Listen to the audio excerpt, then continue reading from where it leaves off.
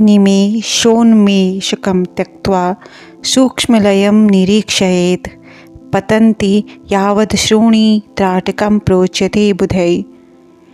एवमभ्यासेन योगेन सांभवी जायते ध्रुवं नेत्ररोगा विनश्यन्ति दिव्यदृष्टि प्रजायते। नमस्कार दोस्तों, स्वागत है आपका एक बार फिर से योग साधना विद चंद्रकला चैनल में। जैसा आप जानते हैं, हमारे चैनल का मेन मकसद है योग की छोटी छोटी बारीकियों को आपके पास लेके आए और उनका लाभ आप अपने स्वास्थ्य के वर्धन में कर पाएँ। तो आज का जो अभ्यास है वो है कपालभाति की शुद्धता, और इसके साथ ही वह ज्योति आपके आँखों की ज्योति, नेत्र ज्योति बढ़ाने में भी सहायक है। किस प्रकार से सहायक है, किस प्रकार से हमें इसका अभ्यास करना चाहिए, किस प्रकार के कितने प्रकार के त्राटक हैं, इन सब के बारे में विस्तृत रूप से हम आज के इस वीडियो में बात करेंगे। अंत तक बने रहें और वो अच्छी प्रकार से जान लें कि हमें किस प्रकार से इसका अभ्यास करना है, और फिर उसका अभ्यास करके स्वयं भी लाभ प्राप्त करें और दूसरों को भी इसका ज्ञान पहुंचाएं। तो ज्योति त्राटक का अभ्यास हम करेंगे। उसके लिए हमें पहले चाहिए ज्योति, दिए या मोमबत्ती को भी आप ले सकते हैं। दूसरा एक व्यक्ति, और तीसरा इसमें दृष्टि, यानी कि हमें लगातार केवल इस दिए की लौ पर दृष्टि को एकाग्र करना है। दिए और साधक के बीच की दूरी लगभग 1.5 से 2 मीटर की हो। ऊंचाई आँखों के लेवल में दिया रखा हो, ना नीचे हो आई लेवल से और ना ऊंचा हो, ताकि आप लंबे समय तक इस अवस्था में बैठ पाएँ और गर्दन की मांसपेशियां आपकी थकी ना। तीसरी बात कि ध्यान रखें कि कमरे में ज्योति त्राटक के लिए पूर्ण रूप से अंधकार हो, तो वह बेहतर रूप से आप इसका अभ्यास कर पाएंगे।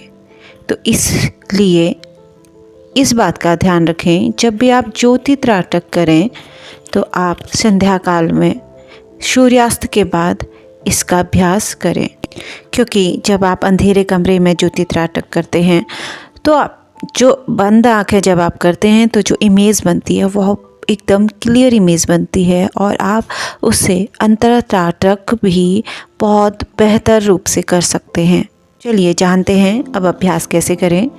तो आपको यह क्रिया बार बार दोहरानी है कि अपनी दृष्टि ज्योति पर, पहले आप ध्यान कीजिए पूरी ज्योति पर, दिए की जो लौ है पूरी लौ पर अपने ध्यान को एकाग्र करेंगे, दृष्टि को उस ज्योति पर, और धीरे धीरे 1-2 बार के रिपीटेशन से फिर आपको अपनी दृष्टि दिए की जो टिप है लौ की, उस पर अपनी दृष्टि को एकाग्र करना है।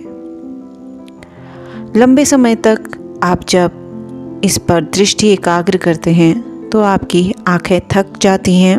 जैसे ही आंखें आपको थकी महसूस होती है या आप प्रारंभ में अभ्यास कर रहे हैं और आपकी आंखों में पीड़ा का अनुभव हो रहा है, तो तुरंत आप आंखें बंद कर लें। सहज रूप से आंखों पर किसी प्रकार का कोई प्रेशर नहीं डालें।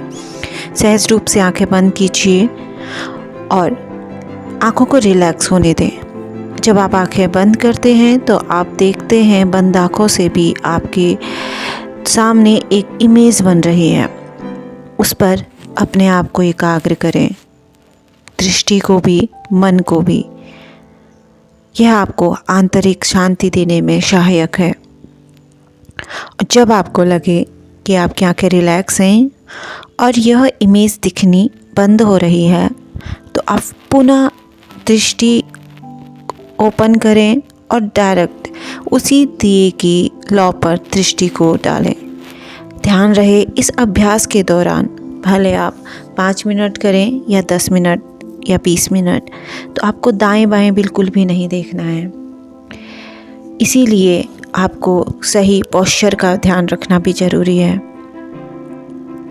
जब आप पुनः आंखें खोल के आप दिए की लौ पर अपने दृष्टि को एकाग्र करते हैं।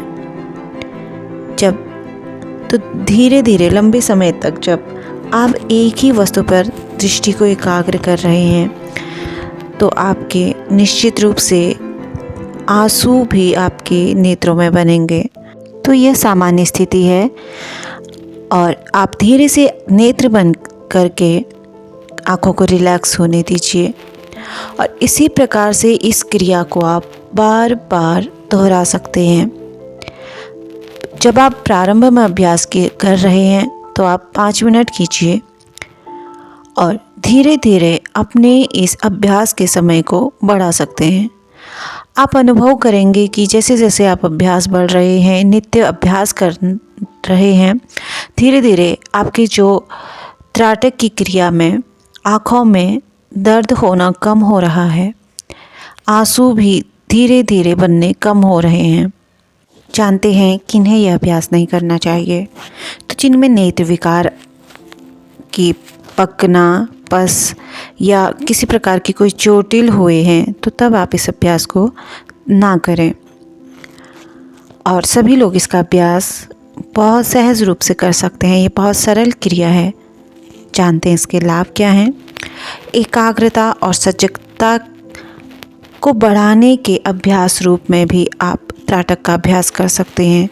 मन को निर्विकार बनाने में और अंतःकरण को शुद्ध करने में भी यह अभ्यास बहुत उत्तम माना गया है। इसके साथ ही दिव्य दृष्टि प्रजायते, यानी कि आपकी जो दृष्टि है उसको भी आप बढ़ा सकते हैं।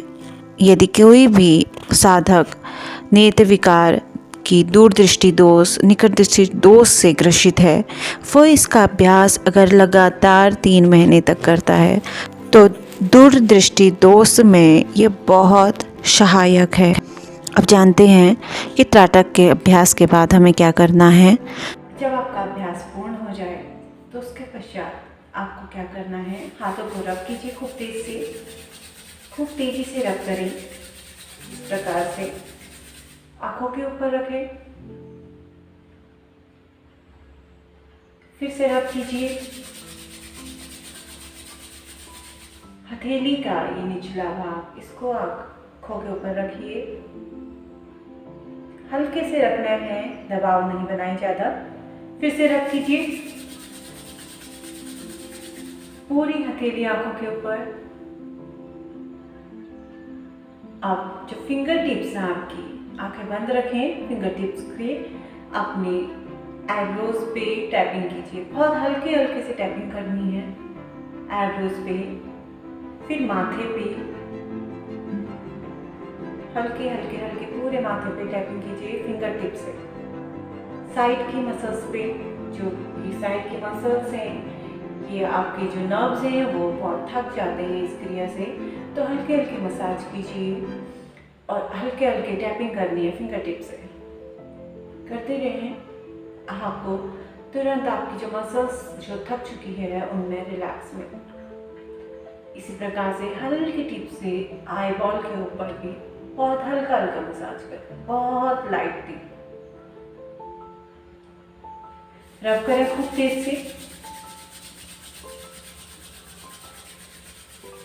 आंखों पे लगाएं और धीरे धीरे आंखें को खोल लीजिए और ज्योति से आप ध्यान को आप हटा सकते हैं। उम्मीद है आपको यह अभ्यास अच्छे से समझ आया होगा और इसका लाभ आप अपने दैनिक जीवन में लेंगे भी। अगर किसी भी भाई बंधु को नेत्र विकार है तो वो इसका अभ्यास कर सकते हैं, पर निरीक्षण मत कीजिए। तो आज के लिए इतना ही, मिलते हैं नेक्स्ट वीडियो में।